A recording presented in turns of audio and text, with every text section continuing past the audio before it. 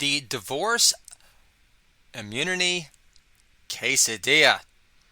Last night with Mama at work, my daughter asked, Daddy, what do you love about Mommy?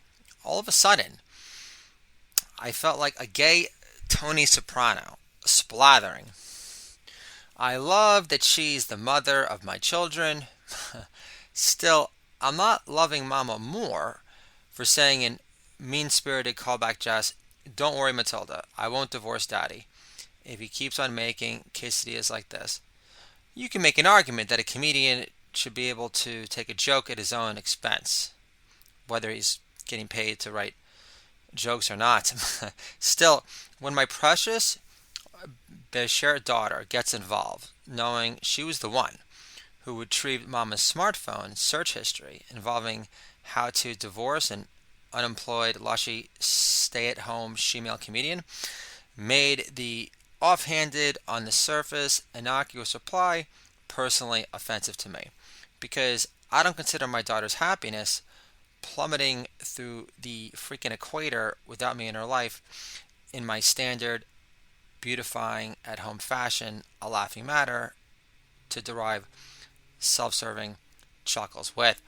But just to reminisce a little, my love for the quesadilla doesn't start with past Brooklyn made quesadillas in Stroller Mom Country and Park Slope, flush with bomb fresh, not too tardy goat cheese and glistening, piercing green zucchini blossoms, which you always spend a spleen on at the farmer's market to get the 2 days a year they're for sale at the farmer's market in Union Square and beyond. Now, the roots of my fetching, surging interest in recreating some quesadilla love on my own from home stems from the various salsas I fell in love with during my IT headhunter agency days after college throughout Southern California before it resembled an extended roadside mall tent city.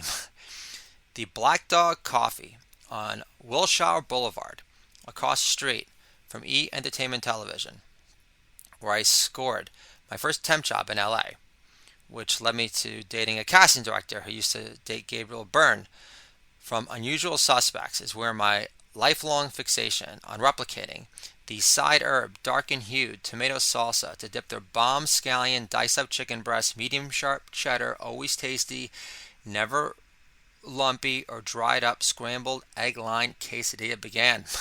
I'll never forgive my younger brother for giving me grief for taking him to the Black Dog Cafe when he visited me from New York once, going completely ballistic over the fact how I made the affordable, posh, no-line hassle brunch dining experience all about my needs instead of his, because I dared to order him something different than his standard bacon, egg, and cheese on a roll.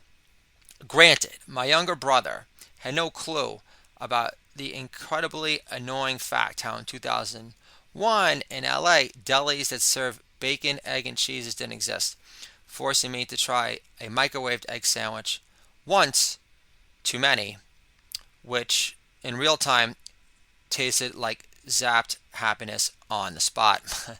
The Black Dog Egg and Cheese Quesadilla with the killer side of zippy, never soupy, dark red salsa was never burnt beneath, and their in-house dark roast coffee blend to help digest this meaty, scrumptious, protein-rich breakfast offering made any meh deli back geese with their faded Goodfellow posters barely hanging on for dear life a far-flung, easily discarded memory.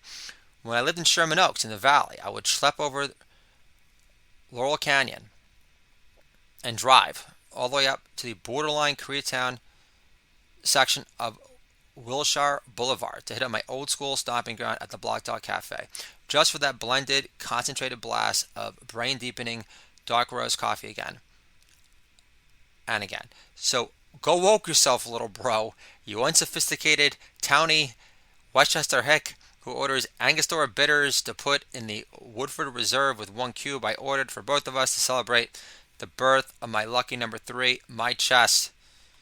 Or as Ronnie would say back in the day on back to school. No offense.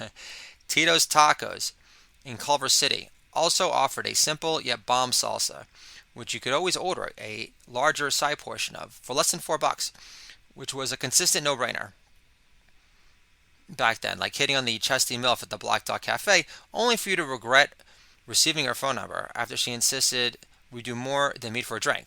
As if I'd waste a Benjamin, which I didn't have, on taking her to Six Flags in Valencia either. I used to live in West Hollywood and would take my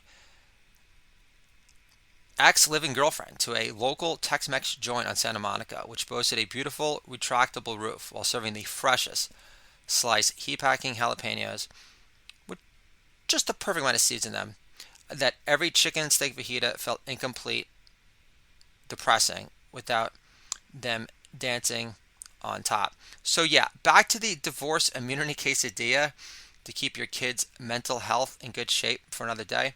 Sauteing red, yellow, orange, any sweet pepper with red onion and butter alone, and you're set in the veggie department long time. Throw some freaking arugula in there to make your soul feel healthier than usual if you'd like. Shredded cheddar is nice, but so is the killer combo from Stu Leonard's, which boasts queso, the Mexican mozzarella, light cheddar, and plenty of creamy, meant to be melted Monterey. Making homemade salsa for the divorce immunity quesadilla proves you're not above being cheesy romantic either.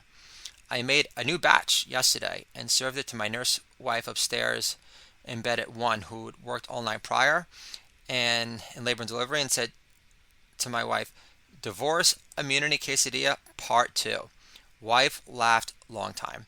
So never underestimate the power of the comedic callback and forgiving, loving nature of the divorce immunity quesadilla, because there's nothing cheesy about giving love another shot in a joy-spewing, non-begrudging way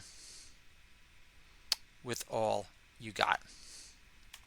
This is the Do It All Daddier podcast. Janie Lane lives, lead singer from Morin's. Holla! Thank you very much! Dad-friendly entertainment for you and me. Do It All Daddier podcast, what Gen X dads understand. Controlling our kids' comedy can make our kids great again. My 3, pitch perfect, angelic, fuss-free kids, 99.9% of the time, are living proof of it. And I really wanted to share a couple of jokes with you.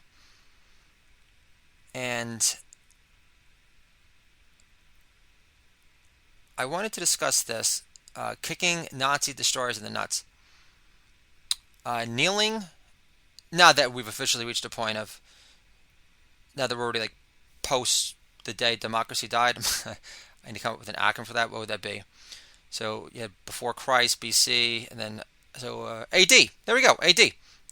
So AD for my kids will be after, every day after Biden got inaugurated, which would be the official time where democracy died.